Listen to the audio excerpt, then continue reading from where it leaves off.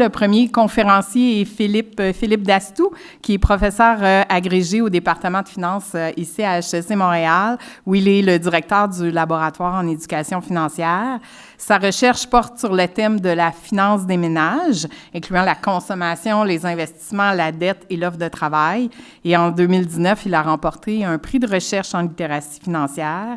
Il est présentement membre du comité de développement et de la qualité de la pratique avec nous à l'Institut de planification financière et aussi membre du comité de la recherche sur la littératie financière de l'Agence de la consommation en matière financière du Canada. Ça me fait plaisir d'être là avec vous aujourd'hui. Vous savez, les midi-conférences, on avait commencé ça avant la pandémie à notre édifice Côte-Sainte-Catherine.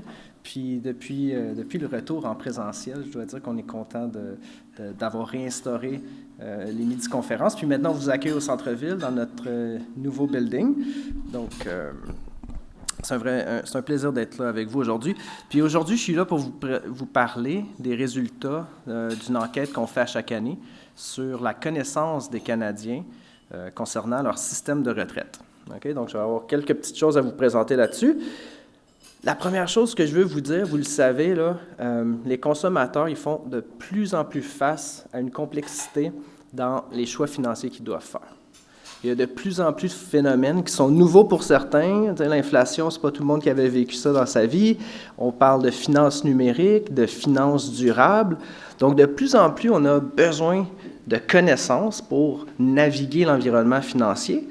On a depuis plusieurs années un changement vers les régimes de retraite à prestations déterminées qui s'en vont vers des régimes à cotisations déterminées. On navigue des changements fiscaux année après année. Je sais, j'enseigne un cours au baccalauréat en finances personnelles, puis il faut le mettre à jour à chaque année. On a des changements sur le gain en capital, des changements des règles de la RRQ, puis on a des changements au RAP. Donc, il faut se tenir informé, mais malheureusement, ce qu'on note, c'est que la littératie financière est faible dans la population. La littératie financière est faible, puis les individus font face à des biais dans leurs décisions financières. Donc, ce qu'on doit faire, ce qu'on pense qu'il faut faire, c'est qu'on pense qu'il faut éduquer les gens d'une façon qui fonctionne. Donc, il faut mesurer l'éducation qu'on donne aux gens, mesurer les effets de l'éducation dans le but d'améliorer les connaissances financières, puis on espère d'améliorer la préparation à la retraite des individus. Ce que je vous présente aujourd'hui, c'est un indice qu'on calcule. Donc, c'est une enquête qu'on fait auprès de répondants pan-canadiens. Puis, notre indice de base que je vous présenterai tout à l'heure, il est vraiment en deux volets. Okay? Il y a un volet qui est sur notre système de retraite, donc la fameuse pyramide du système de la retraite. On pose 6 questions sur le REER CELI. Okay, des questions qui vont à qu'est-ce qui est déductible, qu'est-ce qui ne l'est pas, est-ce que les revenus sont imposables. On pose 3 questions sur les régimes d'employeurs. Donc, quel régime nous prémunit contre un risque de longévité? On pose des questions sur la RRQ, sur le régime de pension du Canada, sur la PSV puis la SRG. On fait un score sur cet indice-là, puis ça nous dit un petit peu comment les gens se débrouillent avec ces questions-là.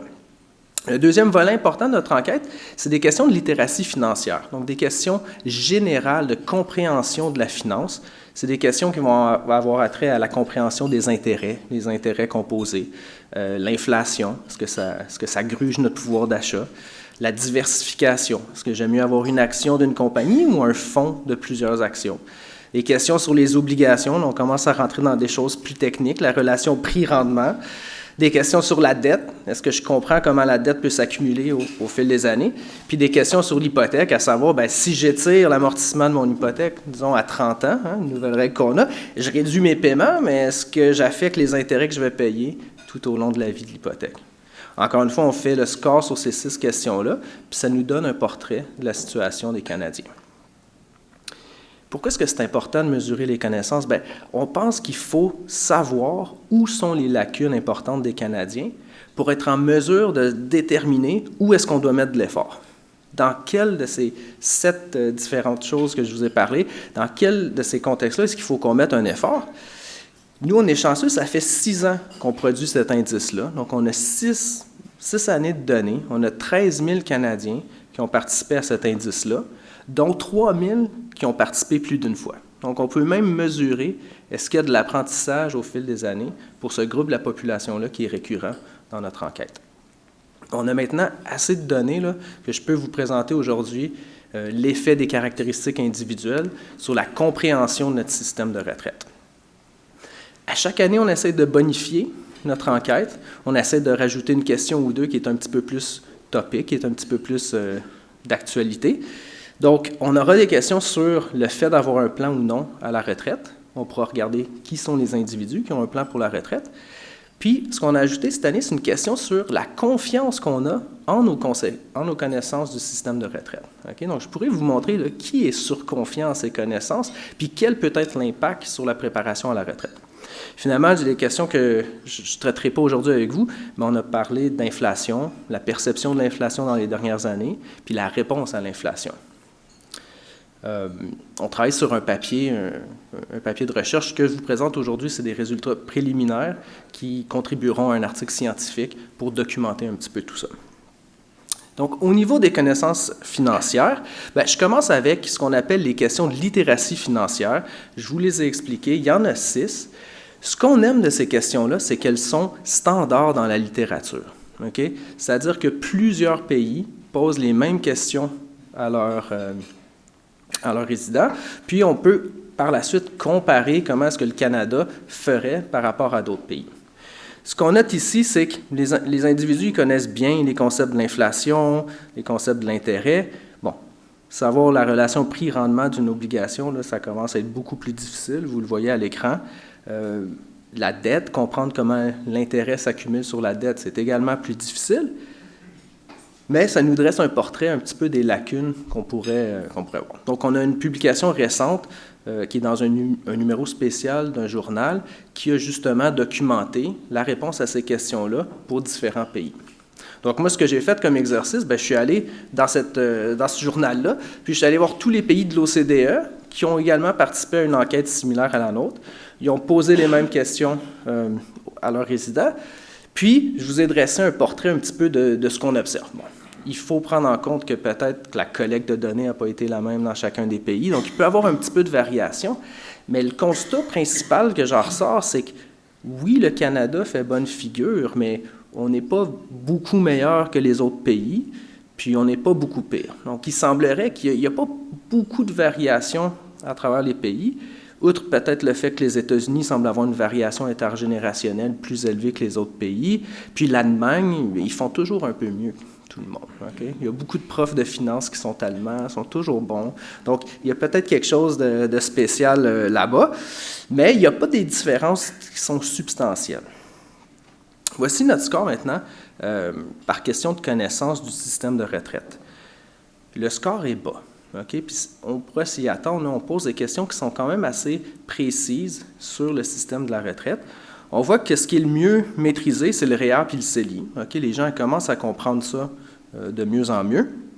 Et la RRQ. Là où il y a plus de lacunes, c'est sur les régimes employeurs, puis au niveau de la PSV et de la SRG. On n'a pas une bonne comparaison internationale pour ces questions-là, parce qu'on est pas mal les seuls qui font ce type d'enquête-là. Donc, tout récemment, l'an passé, Anna Maria Lusardi et son équipe, une professeure de Stanford, a intégré un petit module sur les questions du système de retraite américain à son enquête annuelle. Donc, ça rejoint un petit peu les concepts qu'on mesure nous-mêmes, mais ce n'est pas aussi précis, mais ce qu'on note, c'est que les connaissances sont également faibles chez nos voisins du Sud. Okay? Ils n'ont pas une connaissance bien meilleure que nous du système de retraite. Les concepts sont similaires, mais les questions ne sont pas totalement identiques. Après 6 années de données, 6 années de collecte de données avec cette enquête-là, on est capable de dire maintenant qui sont les personnes qui ont des bonnes connaissances, qui sont les personnes qui ont de plus grandes lacunes et dans quel des domaines. Bon, ce qu'on note, c'est que les gens mieux éduqués, les gens plus fortunés, ont une meilleure compréhension du système. Les gens qui sont plus âgés, okay, ceux qui s'en vont vers la retraite, ceux qui sont un peu confrontés avec notre système de retraite, ont également une connaissance meilleure du système. Finalement, juste pour vérifier, là, les travailleurs du secteur de la finance, les services publics ont également nettement de meilleures connaissances que les autres par rapport à notre système de retraite. On note que les femmes tirent encore un petit peu de l'arrière par rapport aux hommes. Ce n'est pas des différences qui sont énormes. Puis quand on creuse, puis il y a de la recherche qui commence à se faire sur ce sujet-là, on réalise que les femmes ont plus tendance à cocher « je ne sais pas » que d'essayer une réponse. Okay? Puis il y a un papier d'Anna Maria Lussardi, justement, qui explique ce phénomène-là récemment. Donc, ce qu'Anna Maria Lussardi conclut par ses études, c'est il faut juste l'essayer, essayer de dire la bonne réponse. Ça peut avoir un lien avec la surconfiance, dont on parlera dans quelques minutes. L'autre chose qu'il faut garder en tête, c'est que la littératie financière générale est fortement corrélée avec les connaissances du système de retraite. Donc ici, je vous montre une corrélation toute simple. Je pose la question, quel est le score que vous avez obtenu aux 6 questions de littératie financière? Puis je le corrèle avec le score sur le système de retraite, puis on voit, là, c'est pratiquement linéaire. Donc, il y a vraiment une corrélation entre ces deux choses-là. Ce que ça nous dit, c'est qu'il faut travailler de fond, à la fois sur les connaissances générales, puis sur les connaissances un peu plus spécifiques qui ont trait au système de retraite. Le graphique qui est un peu plus triste à regarder, c'est la variation temporelle de ces connaissances-là au fil des années. Okay? Il n'y a à peu près pas de variation temporelle, pour ne pas dire que les connaissances stagnent. Donc, la façon plus joviale de le dire, c'est qu'on veut conserver nos acquis. Okay? Donc, on les conserve, mais il n'y a pas beaucoup d'amélioration année après année. La bonne chose, c'est que s'il y avait à avoir amélioration, on serait capable de le mesurer. Okay? Pour l'instant, on n'a pas d'amélioration substantielle. Il y a place à l'amélioration. Il faut se poser un petit peu la question à savoir comment. Je vous donnerai 2 ou 3 pistes d'idées un peu plus tard dans la présentation. Donc, ce qu'on peut faire avec ces résultats-là, c'est de mesurer l'effet des connaissances financières sur la préparation à la retraite. Okay? Donc, dans l'enquête, on pose une question à savoir, avez-vous un plan pour la retraite? C'est une question qui est assez typique, qui est demandée dans la littérature, puis qui nous donne un barème à savoir, est-ce que les gens ont réfléchi à leur retraite, puis est-ce qu'ils se sentent en confiance, est-ce qu'ils ont un plan pour la retraite? Je vous ai déjà expliqué que les connaissances sur notre système de retraite varient selon le niveau d'études, le niveau de salaire, selon les caractéristiques démographiques. Donc, ce que je vous présente ici, c'est des résultats d'une régression dans laquelle j'inclus tout ce qu'on connaît des individus. Autrement dit, on peut mesurer les effets comme étant toutes choses égales par ailleurs. Okay? Donc, à salaire fixe, à genre fixe, à caractéristiques fixes, voici ce qu'on note. On note que les individus qui ont une meilleure connaissance en littératie financière générale ou une meilleure connaissance du système de retraite sont plus susceptibles de nous dire qu'ils ont un plan pour la retraite. Okay? Donc, on voit qu'il y a une corrélation entre les connaissances qu'on a et le fait de vraiment aller chercher un plan et planifier notre retraite. En particulier, nos connaissances REER-CELI, nos connaissances sur le RRQ ont tendance à être fortement corrélées avec le fait d'avoir un plan pour la retraite. Par contre, une fois qu'on arrive à la retraite, on demande aux gens, avez-vous un plan pour la retraite? Ceux qui sont le moins susceptibles de nous dire qu'ils ont un plan pour la retraite, c'est les retraités. OK. Donc, on arrive donc à se confronter à l'idée de dire, peut-être que les individus sont très confiants en plan qu'ils ont pour la retraite. Quand ils sont plus jeunes, ils se disent, oui, j'ai un plan pour la retraite, j'économise, je suis certain que tout va bien aller. La journée qu'on arrive à la retraite, non, on change de discours, non, j'en ai pas de plan. Je pensais que j'en avais un, mais j'en ai pas. OK? Ça ouvre la fameuse boîte qu'on va ouvrir ensemble, de la confiance en ses connaissances. Puis on va aller creuser à savoir, est-ce qu'il n'y a pas une relation entre la confiance que j'ai en mes connaissances ou la surconfiance que j'ai en mes connaissances et le fait d'avoir un plan pour la retraite.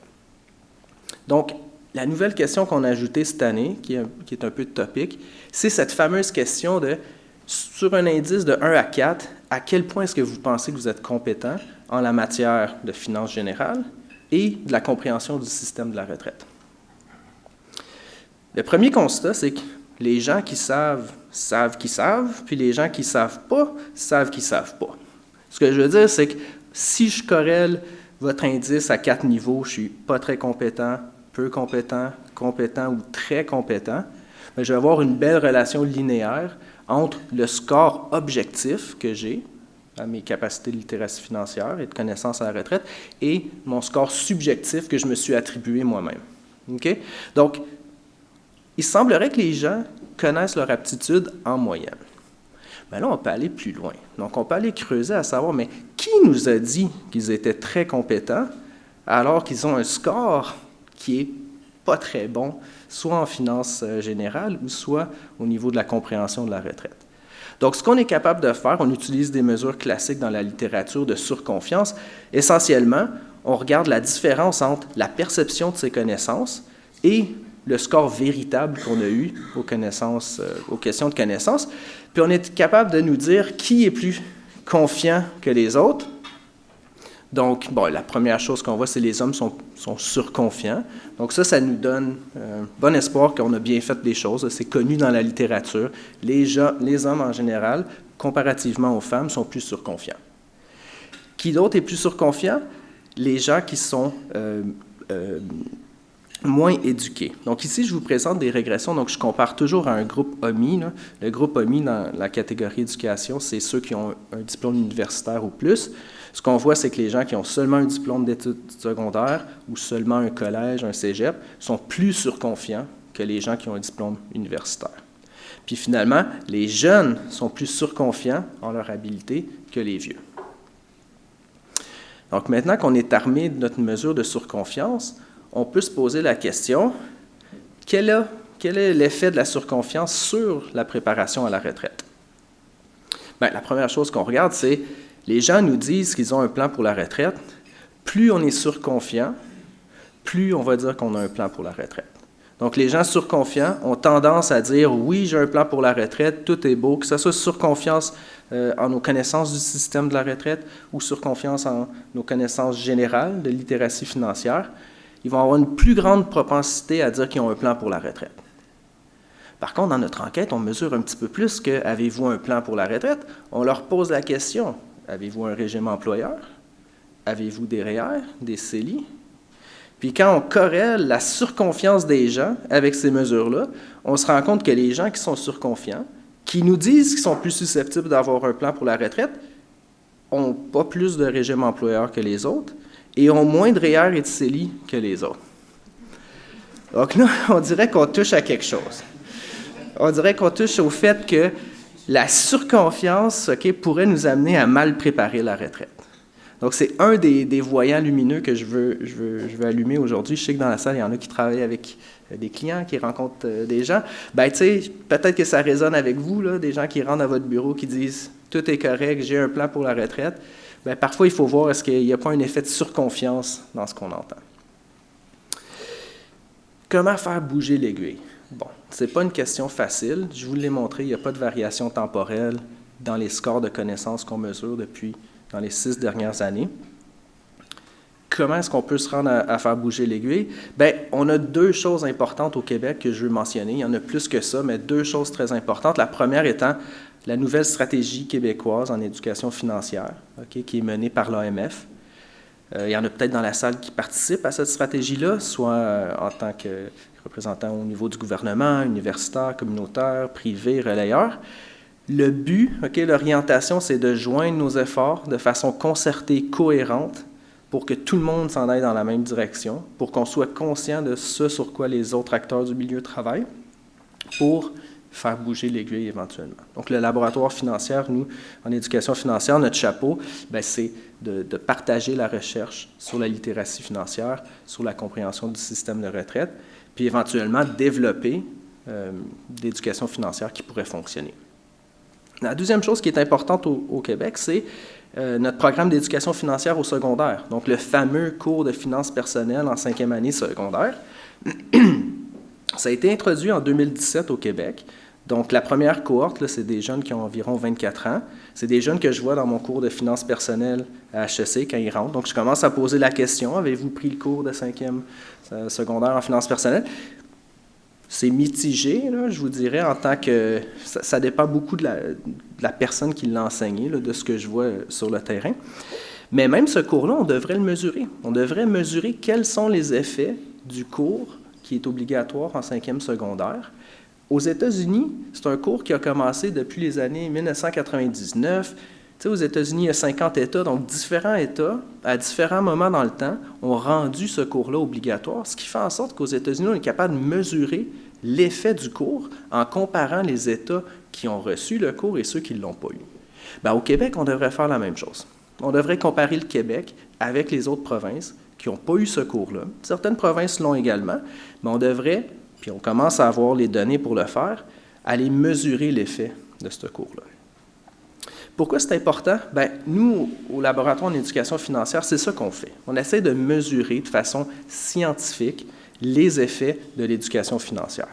Donc, on l'a fait dans un papier récemment sur les différences entre le REER et le CELI. L'idée, quand on fait ces recherches-là, ce sont des enquêtes, c'est un petit peu, là, on met notre sarrau de médecin, puis on se dit, qu'est-ce qu'il faut en médecine? Bien, il y a un groupe placebo, puis il y a un groupe de traitement. On fait la même chose, les gens rentrent dans notre enquête, un groupe sera le groupe de contrôle, qui aura le placebo, donc il n'y aura pas d'éducation financière. Puis les autres groupes, on peut leur éduquer sur certaines questions, puis à la fin, on mesure la différence entre les différents groupes, puis ça nous donne une mesure de l'effet de l'éducation financière. On l'a fait pour le choix entre le REER et le CELI. C'est un choix qu'on aime parce que mathématiquement, il y a une certaine optimalité du choix entre le REER et le CELI. Dans un environnement contrôlé, ça dépend seulement des taux marginaux d'imposition. Donc, ce qu'on montre, c'est qu'on est capable d'aider les gens à comprendre, premièrement, le véhicule, donc les cotisations. Sont-elles déductibles, oui ou non? Les retraits sont-ils imposables? Est-ce que les rendements sont imposables? L'éducation financière permet d'aider les gens à comprendre ceci. Puis, on peut même aller plus loin. On montre que l'éducation financière peut les aider à faire un choix qui est optimal. Encore une fois, dans un environnement contrôlé, où on donne les paramètres aux individus, bien, ils sont capables d'utiliser ce qu'on leur a enseigné pour faire un choix qui est optimal. Au final, on le sait, ce n'est pas tous les individus qui peuvent atteindre une éducation financière qui est parfaite. Donc, ce qu'on a également fait, en collaboration avec l'Institut de planification financière, il y a quelques années, c'est de passer le même genre de test aux planificateurs financiers. Donc, dans le contexte d'une relation client et conseiller financier, on leur a passé ce genre de test-là sur les REER et les CELI, et bien évidemment, les planificateurs financiers font très bien cette question-là. Donc, même si on n'arrivait pas à éduquer tous les gens sur toutes les questions qui sont pertinentes aux investissements, à la gestion de la dette, à la retraite, on pense qu'au final, il reste de la place pour les accompagner dans les choix qui sont les plus difficiles pour eux à réaliser.